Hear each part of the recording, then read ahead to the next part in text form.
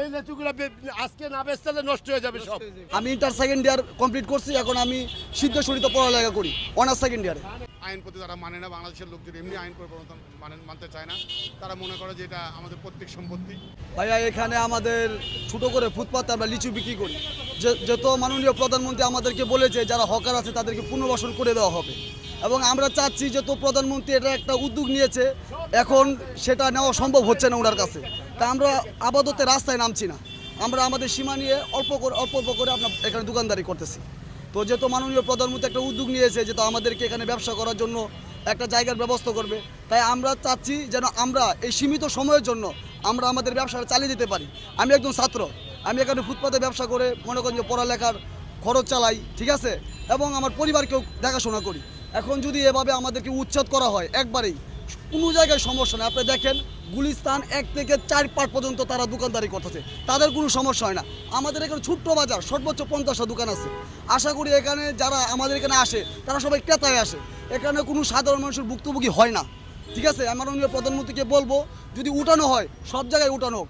এটা নিয়ে ফুটপাতের মাদারবোর্ড যেটাকে বলা হয় সেটা হলো গুলিস্তান, সারা বাংলাদেশকে গুলিস্তানে জামে নিয়োজিত করে। আপনি গুলিস্তান গিয়ে লক্ষ্য করবেন একটা মানুষ নজর করতে পারে না, বাস্তব দূরের কথা, আমাদের এখানে কোনো সমস্যা নেই, ঠিক আছে। আপনি দেখেন রাস্তায়, কিন্তু আমরা রাস্তায় বসি না, আপনি একটু ভালো করে দেখান। আমরা এই যে এখানে ছোট্ট ফুটপাত নিয়ে বসছি। আমি ইন্টার সেকেন্ড ইয়ার কমপ্লিট করছি, এখন আমি সিদ্ধেশ্বরীতে পড়ালেখা করি অনার্স সেকেন্ড ইয়ারে। হ্যাঁ, এই জায়গাটা আপনার মার্কেটে মানুষ সাধারণ মানুষ চলাচল করার জন্য, কিন্তু এখানে যারা আসে আমাদের কোনো দোকান তো ভাই একদম অল্প। আপনার কথা মানলাম, এখানে সাধারণ মানুষের ভুক্তভোগী কিছুটা হয় না যে এমনও কিছু না, ঠিক আছে। কিন্তু মাননীয় প্রধানমন্ত্রী যেহেতু আমাদেরকে বলেছে যে আমাদের পুনর্বাসন করে দেওয়া হোক, আমরা চলে যেতে চাই, আমরা এখানে থাকতে চাই না, সাধারণ মানুষকে ভোগান্তিতে আমরা করতে চাই না। কিন্তু যেহেতু আমরা জায়গায় করে আমাদের অভ্যস্ত হয়ে গেছে, তো মাননীয় প্রধানমন্ত্রীও বলেছে আমাদেরকে দেখবে, আমি সেজন্য আমরা এখানে ছোটো ছোটো করে বসতেছি, আমরা আগের মতো ছড়িয়ে বসতেছি না। আমার এখানে দীর্ঘদিন ধরে ফুটপাতে আমি ব্যবসা করি, তা জনগণের চলাচলের কোনো ব্যাঘাত করে আমরা কোনো কাজ করি না। আইল্যান্ডের উপরে সামান্য সীমিত একটু জায়গা নিয়ে আমরা ব্যবসা করি দীর্ঘদিন যাবত। এর আগে ফুটপাত টোটালে 2 মাসের মতো বন্ধ ছিল। আমাদের চরম অসুবিধা হয়েছে, কারণ হলো আমাদের ফ্যামিলি আছে, বাসা ভাড়া আছে, আমাদের খাওন পরন সব কিছু এইটার উপরে নির্ভর করে। শুধু আমি নই, ঢাকা শহরে হিসাব করলে মনে হয় যে 10 থেকে 20-50 লক্ষ লোকের কর্মসংস্থান, এমনকি খানাপিনার ব্যবস্থা আমাদের এইখান থেকে। মানে আমাদেরকে এইভাবে যদি হয়রানি করা হয় মাঝে মধ্যে, তাইলে আমরা তো আর টিকতে পারি না। আমরা অনাঘাতেই আমাদের মনে করেন যে আমাদের ফ্যামিলি বাচ্চা কাচ্চা নিয়ে আমরা খুব অসুবিধায় পড়ব। মাননীয় প্রধানমন্ত্রী এর আগে টিভির পর্দায় আমি দেখেছি, উনি বলছিলেন যে হকারদের উচ্ছেদ নয়, পুনর্বাসনের ব্যবস্থা করবে।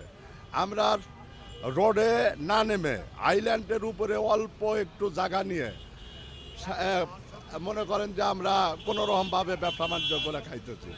এরপরে প্রতিদিনই আমাদের উপরে এই যে যা ঝামেলা হচ্ছে, পুলিশ সেটা করলে আমরা তো আর বাধা দিতে পারবো না।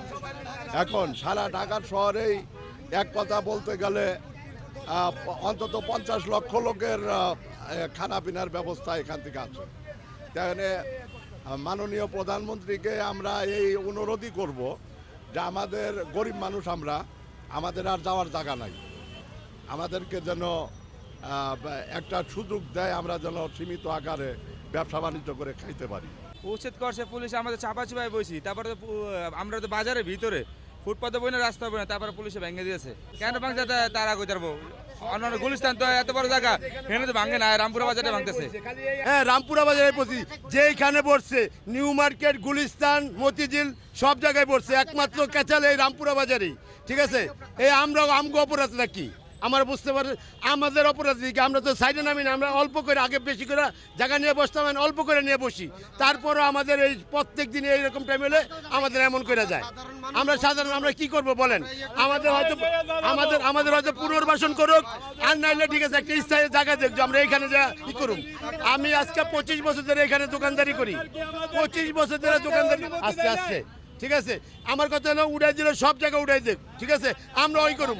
হয়তো সব জায়গায় ফুটপাত আছে, ঢাকা সিটির সব জায়গায় আছে, মৌচাক আছে, নিউ মার্কেট আছে, গুলিস্তান আছে, যাত্রাবাড়ি আছে, ফার্ম গেট আছে, হ্যাঁ মতিঝিলে সব জায়গায় আছে।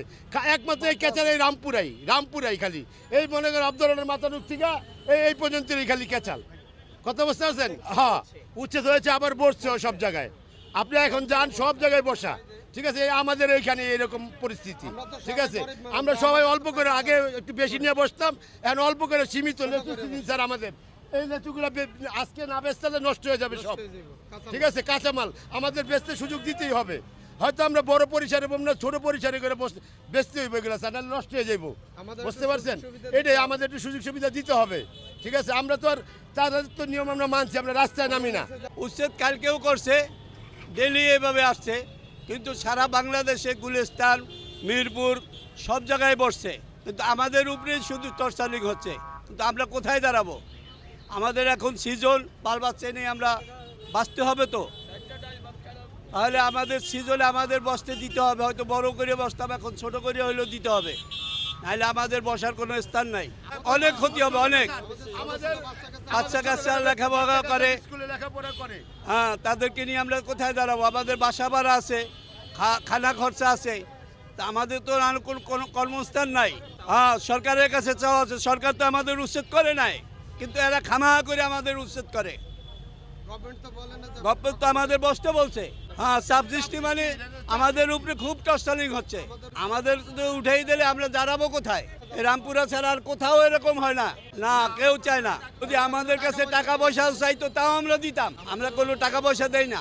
আমরা গতকালকে তাদেরকে মাইকিং করছি, হেলার দিয়ে সতর্ক করছি যে ভাই আপনারা রাস্তা থেকে সরে যান, এতে ফুটপাতে দোকান দিলে বা পথচারীরা রাস্তায় নেমে আসে, রাস্তার যানজটের সৃষ্টি হয়, মানুষের অসুবিধার সৃষ্টি হয়, কর্মক মানুষরা তাড়াতাড়ি যেতে পারে না, তাদের দীর্ঘ সময় আটকে থাকতে হয়। আমরা কালকে ওয়ার্নিং দিয়ে গেছি, তারপরে দুপুরে আমি যখন রাউন্ডে আসছিলাম, রাস্তা বন্ধ ছিল, রাউন্ডে আসা তখনও বলে গেছে ভাই আপনারা রাখেন না, তো তারা তারপরেও আমাদের কথা উপেক্ষা করে তারা এখানে দোকান লাগাইছে।